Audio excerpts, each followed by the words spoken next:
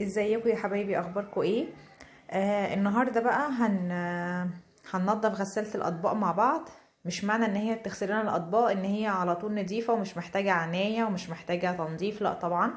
هي زيها زي الحوض بالظبط يا جماعه، لازم تبقى نظيفه ولازم تبقى متعقمه وريحتها حلوه عشان كمان تديكي افضل نتيجه في التنظيف. انا غسالتي واير بول. طبعا انا قبل ما اجيبها سألت عن انواع كتير قوي وعرفت ان واير بول من افضل الانواع يعني. تمام. بس انا طبعا جايباها من فترة كبيرة يعني. دلوقتي انا بسمع اسعار مغولة في موضوع الغسالات ده. المهم احنا هننضف الغسالة مع بعض. كل اللي هنحتاجه في تنظيف غسالة الاطباق، هنحتاج خل وكربوناتو ونقطة صابون، نقطة واحدة بس لانه غلط، بس انا هحط نقطة بسيطة جدا عشان اعرف انضف.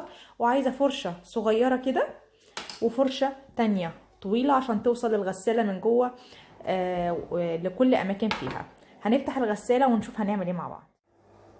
بصوا يا جماعة كده الغسالة من جوه عبارة عن دورين اهي. انا الدور ده بخرجه خالص من الغسالة عشان اعرف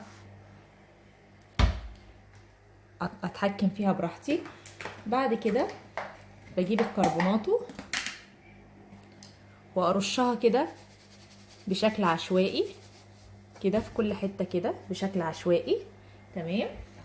وبعد كده بخرج الفلتر ده، الفلتر بخرجه واحطه في الحوض وهوريه لكم طبعا في ايه دلوقتي، وكمان الغطا ده وبرده بحطه في الحوض. وبرده بشيل الرشاش ده وبحطه في الحوض. بصوا بقى الحاجات ديت هنغسلها مع بعض وهوريكم بتتغسل ازاي. اما بالنسبه للغساله نفسها من جوه انا رشيت كربوناتو. تمام. انا رشيت كربوناتو يا جماعه. بصوا بقى لما احط الخل هيحصل ايه؟ هيحصل فوران. ده مهم جدا، هيخليني بقى امسك الفرشه واعرف الفوران ده كانه صابون بالظبط. اعرف بقى ايه؟ اعمل الغساله من جوه كلها بنفس الطريقه دي. والاجزاء الضيقه، الاجزاء الضيقه دي يعني عايزه اقول لكم بيبقى فيها ساعات دوايق قفل وكده. وهغسل الغساله كلها من جوه بنفس الطريقه، وبرده الباب من هنا بنفس الطريقه، وهرجع لكم تاني. دي يا جماعه الاجزاء بتاعتنا اللي خرجناها من الغساله عشان نغسلها. ده الرشاش اللي بيوزع الميه. تمام. وده الفلتر. بصوا بقى الفلتر فيه ايه. بصوا يعني لو ما تنضفش، في ناس معتقده ان الفلتر ده، يعني لما بتكلم مع ناس يقول لا ده الفلتر ده ما بيتغسلش. يعني ازاي يا جماعه؟ كل دي شوائب، كل دي هتديني لو سبتها كده هتديني نتيجه سيئه جدا ومش هتغسلنا الاطباق. فبنفكه كده. تمام. وفي فرشه صغيره قوي نشغل الميه، وفرشه صغيره قوي كده هنحط عليها صابون بالشكل ده، وهنقعد ندعكها وندخلها جوه ونغسله خالص. وهوريهولكم بعد ما نغسله شكله هيبقى عامل ازاي. استنوا. ودلوقتي يا جماعه انا خلاص دعكت الغساله كلها من جوه الفرشه زي ما قلت لكم. دلوقتي بقى هحط طبق كده. الطبق ده هحط فيه كميه من الخل. تمام.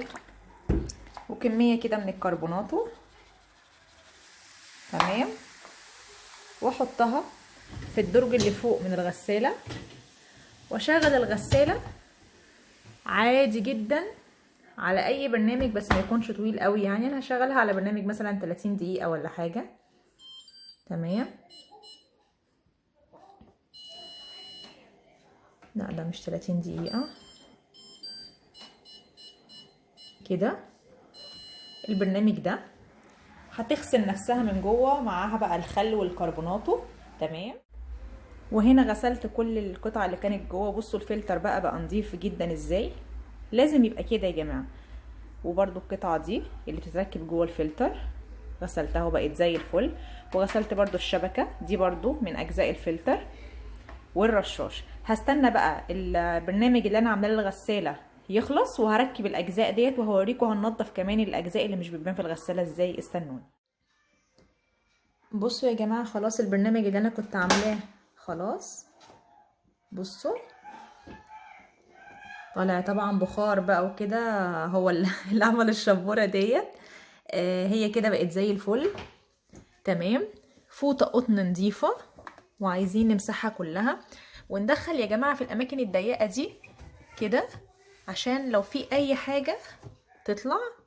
بس طبعا هي الحمد لله زي الفل عشان احنا عملناها بالخل والكربونات وعقمناها، حتى دلوقتي حاليا ريحتها نظيفة قوي. ومهم قوي نمسح الاجزاء دي، الاجزاء اللي في الجنب دي مهم جدا، وهنا برضو كده مهم قوي ده، والباب من الجناب كده. كل ده ساعات بيبقى فيه بواقي اكل تمام، وهنشفها كويس جدا. وفي حته مهمه جدا يا جماعه في الغساله، الجزء ده الجزء ده بصوا يعني حاليا اهو في اجزاء من الصابون، ده برضو مهم جدا لازم نمسحه. نفتح باب الغساله كده ونحاول نمسح كل الكلام ده عشان نبقى نضفناها ايه تنظيفه كويسه كده. بس خلاص، وهركب لها الفلتر والاجزاء بتاعتها والمعها فوطه ناشفه وكده تبقى الغساله بتاعتي مستعده انها تستقبل بقى خلاص الاطباق والمواعين والحلل وكل حاجه. الموضوع ده المفروض ان احنا نعمله كل 3 اسابيع كل شهر، او حسب ما احنا الغساله بتبقى خلاص عايزينها تتنضف وكده. بس ده مهم جدا عشان نحافظ على الغساله ونحافظ على عمر الغساله، وان برضو عشان تدينا افضل نتيجه في التنظيف. وان شاء الله اعمل معاكم فيديوهات تانية لتنظيف اجهزة تانية في المطبخ. ما تنسوش تعملوا لي شير وسبسكرايب واشتراك في القناة، وتكتبوا لي رأيكم في التعليقات. وان شاء الله اشوفكم في فيديو جديد في مطبخي، مطبخ دودي جديدة. باي باي.